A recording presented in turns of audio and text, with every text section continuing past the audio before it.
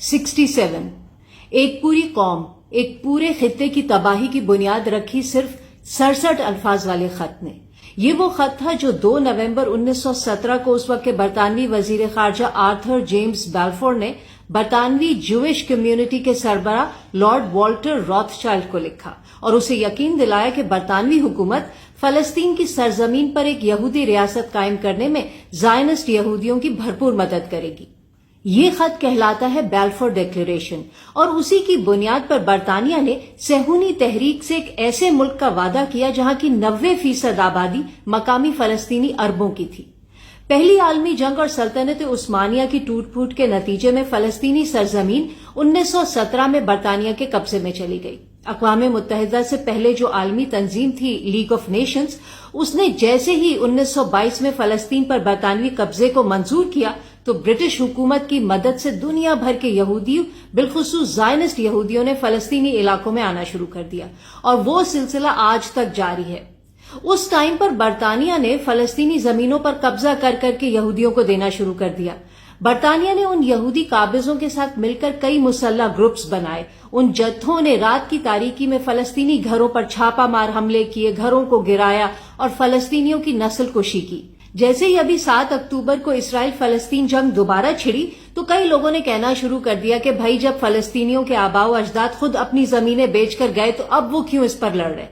بڑا ہی افسوس ہوا کہ لوگوں کو اپنی تاریخ ہی نہیں پتا، الٹا اس تاریخ کا فالس یا فیک ورژن ماننا شروع کر دیا ہے۔ انٹرنیٹ اور سمارٹ فونز کے اس دور میں لا علمی کا کوئی جواز نہیں ہے۔ فلسطینیوں کے آباء و اجداد نے اپنی زمینیں کسی کو نہیں بیچی، وہ زمینیں ان سے زبردستی چھینی گئی تھیں۔ صہیونی حملوں کی وجہ سے 1947 تک فلسطینی علاقوں میں یہودی آبادی بڑھ کر 33% ہو گئی تھی، لیکن ان کے پاس صرف 6% زمین کی ملکیت تھی۔ پھر ہوا 1948 میں النکبہ، عربی میں اس کے معنی ہے سانحہ۔ فلسطینیوں کی ملک بدری اور نسل کشی کو النکبہ کہا جاتا ہے۔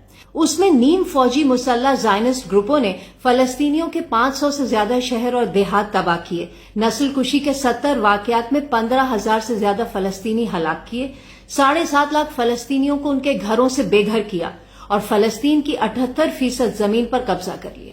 بقیہ 22% زمین وہ ہے جو اب مغربی کنارے اور غزہ پٹی میں تقسیم ہے۔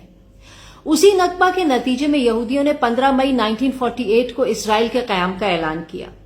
میری بات کا یقین نہیں آتا تو 2021 میں اردن نے ایک فلم بنائی تھی فرحہ، وہ دیکھیں۔ وہ ایک ایسی لڑکی کی سچی کہانی پر مبنی ہے جس نے اپنی آنکھوں سے نکبہ کے دوران صہیونی مظالم دیکھے۔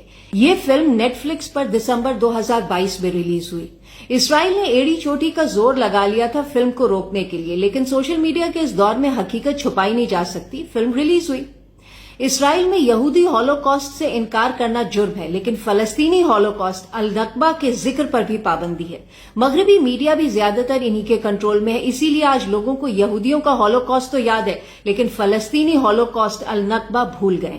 یہاں یہ بھی بتا دوں کہ النکبہ سے پہلے اور بعد میں بہت سے یہودی ایسے تھے جنہوں نے اسرائیل میں رہنے سے انکار کر دیا تھا کیونکہ وہ زائنسٹ کے جنگی جرائم اور فلسطینیوں کی نسل کشی کے خلاف تھے۔ نامور یہودی ڈاکٹر اور مصنف ہیں گیبور ماٹے، وہ نازی جرمنی کے ہولوکاسٹ سروائیور بھی ہیں۔ کہتے ہیں کہ شروع میں ان کا بھی خواب تھا کہ یہودیوں کا اپنا ملک ہو، اپنی فوج ہو، تاکہ نازی کیمپوں کی تاریخ دہرائی نہ جا سکے، لیکن جب وہ وہاں پہنچے تو انہیں پتا چلا کہ یہودی خواب کو حقیقت بنانے کے لیے انہیں مقامی فلسطینیوں کے ساتھ وہی کچھ کرنا ہے جو ہٹلر نے یہودیوں کے ساتھ کیا، کیونکہ مقامی آبادی کو ختم کیے بغیر یہودی ریاست کسی طور قائم نہیں کی جا سکتی تھی۔ آج اسرائیل دنیا کی واحد قابض طاقت ہے۔ جو لوگ کہتے ہیں کہ غزہ پٹی اور مغربی اردن دنیا کی سب سے بڑی اوپن ایئر جیلیں ہیں تو ان کے لیے عرض ہے یہ جیلز نہیں ہیں، یہ کانسنٹریشن کیمپس ہیں، بالکل ویسے ہی جیسے نازی جرمنی میں تھے۔ دنیا کہتی ہے النکبہ 2 سال جاری رہا، میں کہتی ہوں النکبہ کبھی ختم ہی نہیں ہوا۔